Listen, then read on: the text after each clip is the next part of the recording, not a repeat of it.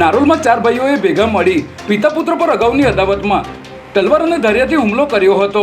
જોકે આસપાસના લોકોએ મામલો થાળે પાડ્યો હતો ત્યારે આરોપીઓએ બીજા દિવસે પણ બપોરના સમયે હથિયારો સાથે તેમના ઘર નજીક આવી વાહનોમાં તોડફોડ કરી હતી, જેમાં ઈજાગ્રસ્ત બંને પિતા પુત્રને સારવાર માટે એલજી હોસ્પિટલ દાખલ કરાયા હતા. જેના પગલે નારોલ પોલીસે બંને પક્ષોની ફરિયાદ નોંધી તપાસ હાથ ધરી છે. ત્યારે નારોલ વિસ્તારમાં રોજબરોજ બનતી આવી ઘટનાઓને પગલે શાંતિ સલામતી અને સુરક્ષાની વાતો વચ્ચે સ્થાનિક પોલીસ સામે અનેક સવાલો ઊભા થઈ રહ્યા છે. ફાયર એનઓસી સહિતની જરૂરી મંજૂરી વગર ચાલતા રાજકોટના ટીઆરપી ગેમ ઝોનમાં નાના બાળકો સહિત 28 લોકો આગમાં જીવતા હોમાઈ ગયા છે.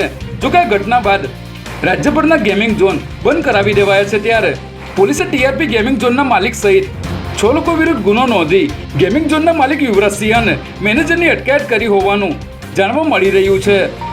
આ મામલે ગુજરાત હાઈકોર્ટે પણ સુઓ મોટો દાખલ કરી તાત્કાલિક સુનાવણી હાથ ધરી છે. ત્યારે સીએમ ભૂપેન્દ્ર પટેલે ઘટના સ્થળની મુલાકાત લીધી હતી અને સરકારે મૃતકોના પરિવારને 4 લાખની જ્યારે ઈજાગ્રસ્તોને 50,000ની સહાય જાહેર કરી છે. ડીઆરઆઈએ અમદાવાદ એરપોર્ટ નજીકની એક હોટલમાંથી સોનાની દાણચોરી કરતી સિન્ડિકેટનો પર્દાફાશ કર્યો છે. જેમાં બાતમીના આધારે ડીઆરઆઈના અધિકારીઓએ એરપોર્ટ નજીકની એક હોટલમાં સર્ચ ઓપરેશન હાથ ધરીને આ સિન્ડિકેટના સભ્યોને ઝડપી લઈ સોનાની પેસ્ટ કબજે કરી હતી. ત્યારે એક આરોપી અગાઉ જ સોનું લઈને મુંબઈ નીકળી ગયો હોવાથી ડીઆરઆઈના અધિકારીઓએ બોરીવલી સ્ટેશન પર આ વ્યક્તિને ઝડપી લઈ 7.75 કરોડની કિંમતનું 10.32 કિલો સોનું કબજે કર્યું હતું.